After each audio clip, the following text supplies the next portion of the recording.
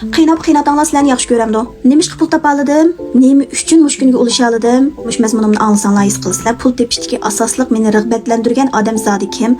Unda bu istiqdinglar menda bo'lsin. Maktabda o'qidinglar balkim sizlar. Necha sinfgacha o'qidinglar? Men 6-sinfgacha tuzuk o'qimagan. Hech qanday davlat tili o'qimaydim. Vo xav ni xav vo aynini ham o'rgandim. Mushundaq hech nimani o'qimaydigan holatdan, mushu supidan foydalanib, oyligimni xil yomon emas kirim yaratib, xil ish qilib qo'l ilkimda ba holatga yetdim. Demak, sizlar qila olasizlar. Avval mush hikoyamni bir anglab beringlar. Bundan keyin davomli sizlarga aktiv energiya bo'ladigan mushundaq hikoyalarimni har kuni yo'llayamsam, 2 kunda bir yo'llab turman. Kallanglar ichilib qolsa ajab emas. Qayta boshdan bir turmushinglarni boshlab qolsanglar ajab emas. Chunki men bu sizlarga o'xshash bir oila ayollayjim. Men qilganni sizlar qila olasizlar. Unda bu istiqdinglar menda bo'lsin. Qiynab-qiynatanglar sizlarni yaxshi ko'ramdi. Inoq ijil o'tamsizlar yoki kelishamamsizlar. Bir uyda turamsizlar yoki belak-belak turamsizlar jonlaringlar bilan. Men sizlarga mushu qiynatam to'g'riliq bir kichikkin ibratli hikoyani so'zlab beray, balkim yordamim tegib qolsa ajab emas. Anglab beqishinglarni chin ko'nglimdan umid qilaman. Men mushu yo'ldoshim bilan to'y qilmaydigan vaqtlarda yeni yo'ldoshim sizni olaman deb maydisiga mushlab chiqqan vaqtlarda qiynatam to'yga qat'iy qo'shilmagan. Janubluq, yurtluq debchi, urumchidan xotinab berma, ishchi xizmatchi xotinab berma deb. Shu sababdan biz bir mezgilgacha kelishamadik. Cho'ng to'y qilgan vaqtlarimizda to'yimiz qumir restoranga bormagan. Shu sababdan men qiynatam bilan xil uzungacha inoq ijil o'tamadim. Uzoq o'tmay cho'ng qizim qo'zaq ko'tardim, tug'dim. Cho'ng qizim bir 2-3 yoshga kirganga qadar qiynatam yana o'xshashlam meni ko'zi bir yillik dushmanini ko'rgandek, olib tatirib ko'zga ilmagandek gap so'zlarni qiladigan, ish qilib shunchalik bir ziddim qiladigan shundaq bir ishlarni qilib yurgan. Uzoq o'tmay bir ishlar bo'lib, oxiri portlab qiynatam uydan chiq men o'g'limga noch xotinlarni ep berma 30-40 ming ko'q degan noch xotinlar keladi deb shundaq bir haqoratlarni qilgan bo'ldi. Men yana tishimni tishlab, balkim yo'ldoshim men taraf tutilmagan bo'lsa bu uyni bu vaqtgacha tutib bo'lolmaydim qizlar. Eng muhim rol o'ynaydigan adam shu qiynapi bilan, mush kelinning o'rtasida erkak qizlarmi erimizga bilib olinglar. Erimiz yana biz taraf tutilsa uyimiz o'yib ketadi ekan. Shularni purkuladi bizni yana qabul qiladi ekan. Shu sababdan shunchalik uvalchiliklarga chilab yana uyimni tutgan bo'ldim. Chunki yo'ldoshim uyni men bilan tutadigan tursangiz, dadam bilan tutmaydigan tursangiz, ko'nglingiz ammang bo'pti. Men dadamning o'rnida ma'qul bo'lay deganlik uchun yana bo'pti deb davomlashtirib uyimizni tutib ketganmi bo'ldik. Lekin hali uzungacha qiynatam meni qabul qilmadi. Shu sababdan men yana birini tug'dim.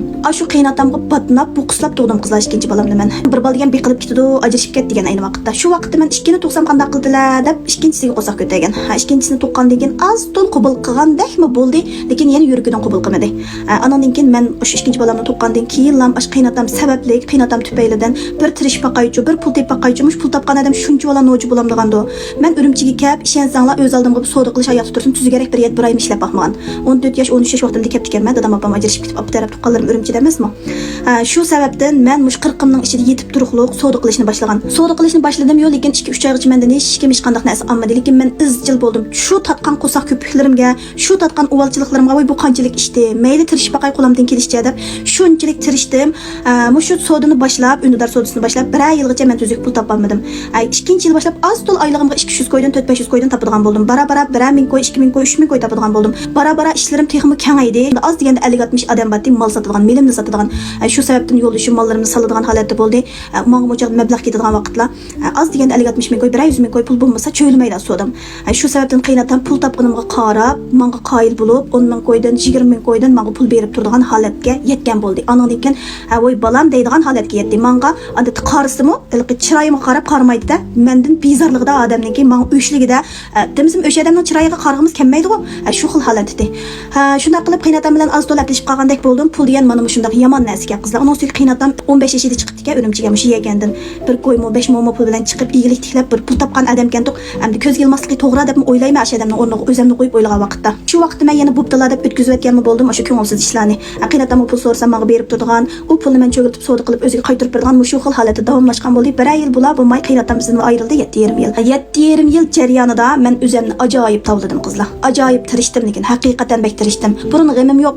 Erim tep akirganini xashlab uyda o'ltirdim bolalarimga qarab. Lekin men shu 7,5 yil jarayonida shu qiynatamdan keyin meni qabul qilganiga qarab, pul degan hijab yomon narsaga. Endi mening shaxsan shu shin xatarabdek urug' tuqqanlarimning qo'l ilkida xil bor kishilar, undaq namrat kishilar emas. Sodiga, o'qituvchi, tijoratchi degandek ashta kishilar. Yo'qsiz holatga mundaq odamlar emas. Shu sababdan bir xil holatda cho'ng bo'lgan keyin pullarga qilib ketmaydiganmiz-ku biz. Shu 2000-yil, 2001-yil 15 ko'y, 40 ko'y pullarni meni xashlar bolam qizlarning yanında pul tursin deb o'gitib, cho'ng qilganligi uchunmi uqmayman. Ko'z qonimiz sal to'q cho'ng bo'ldi ekanmiz-ku. Sho'ng ko'nglimizning bir gapi bor-ku, kichigini ko'rib cho'ng bo'lgan boshqa, cho'ng bo'lib ko'rgan o boshqa deb. Shunga pulga bo'lgan ilqi nazar doiram bek tövenkan tuqchu meniki. Erim bas xashlayman, bo'lmasa mushtaq maqchib o'tirma degan bir ideya batdi.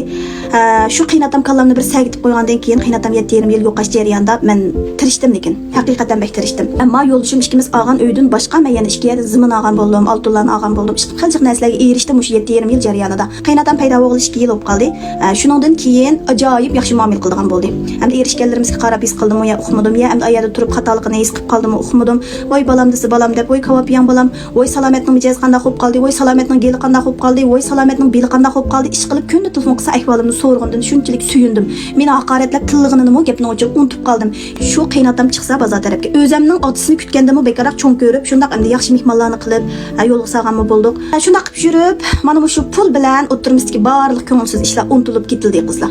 Qiynatam meni cho'ng ko'rgan, men qiynatamni cho'ng ko'rgan, shu xil holatda davomlashdik. Lekin shum xabar bir 10 kundek bo'lib qoldi, qiynatamdan ayrilib qoldik qizlar. O'zimning cho'ng opis tugab ketgan vaqtimni bunchalik yig'lab, bunchalik ahurmabdi ekan, men ish qilib ko'zimdan yosh qattiq qurmadi bir hafta 10 kungacha. Shuning bilan shunday qilib qiynatam ketib qolgan bo'ldi. Xo'sh o'g'ay yerim nima desanglar, qiynatam bir umr tirishgan odam qizlar. Faqat beka o'ltirolmaydi. Beka yurishni qattiq xohlamaydi. Atgan qo'padigan kechda baldir uxlaydigan ashu xil tipdagi odam u. Og'zi ishtik, lekin ko'ngilda yomonligi yo'q odam. Maktabda o'qimagan keyin savossiz bo'lgani bilan nima deymiz, kallasi va o'tkir sodiq kelganda. O'nmay görüşlarni taqtidi, parcha taqtidi, shu xil xizmatni qilib kelayotgan o'ziniki ochliq maydi kuni ba. Shu ochliq maylarni to'shigan, shu navoiychi deysizlar, oshxonchi deysizlar, shularning hammasiga gapimni qilib beribdi deysizlar. 2-3 kun bo'ldi shu gaplarni anglayaptim. Kelinim bek isil, kelinim bek qaltis, kelinim ko'nglimni bek izlaydi, kelinim meni bek cho'ng ko'rdi deb. Ayni vaqtda mushtaq to'yga qo'shilmabdi ekanman, to'yga bormabdi ekanman. Nechta uyim tursa shu bir ig'iznimi voy kelinglar o'ltiringlar balam diyamabdi ekanman. Kelinimga o'shlik qilib, o'g'limni qo'limning sirtida ishtirib, uyimga sig'damabdi ekanman, patquzmabdi ekanman, lekin men kelinimdan, o'g'limdan bek rozi. Mushundaq isil kelin uchirg'iniga men bek shukr qilaman, bek rahmat aytaman degandek mushunchalik yaxshi gaplarni angladim qizlar. Nima degan isil gaplar? Sizlarni eng yoqtirmaydigan odamning ig'izidan mushtaq bir gaplarni anglagan vaqtinglarda balkim sizlarmi chuqum ishchanlardan bir xil suyunib qo'shib ketisizlar. Uningdan boshqa shu yakanlik urib tuqqan kelinlarga ochildirg'ima debdi, kelinim ko'nglimni bek izlaydi. Men kelinimdan rozi edib. Ondan tunugungi kunlikda yo'ldoshim shu navoiychilarning hisobotini qilganga ketgan oqshom kelibdi. Bizning gapimizni butun bir mahallaga qilib beribdi xotin. Eng oxirgi bir navoiyning og'zidan anglagan gapim o'g'limningki ayolidan tali chiqdi. Mening kelindan talim chiqdi deb bir gapni qoldiribdi. Of, qizlar kayfiyatimdan faqat buzg'im yo'qdi, lekin sal kayfiyatim buzilib qoldi, to'g'ri tushuninglar. Shunga gapimning mazmuni nadan nagichga tushundinglarmi? Xatolik o'tkazmaydigan odam yo'q-ku. Lekin shu xatolikni o'tkazib turib, o'tkazgan xatoligini tan olmaydigan odam bu paq qo'rqinchli odam.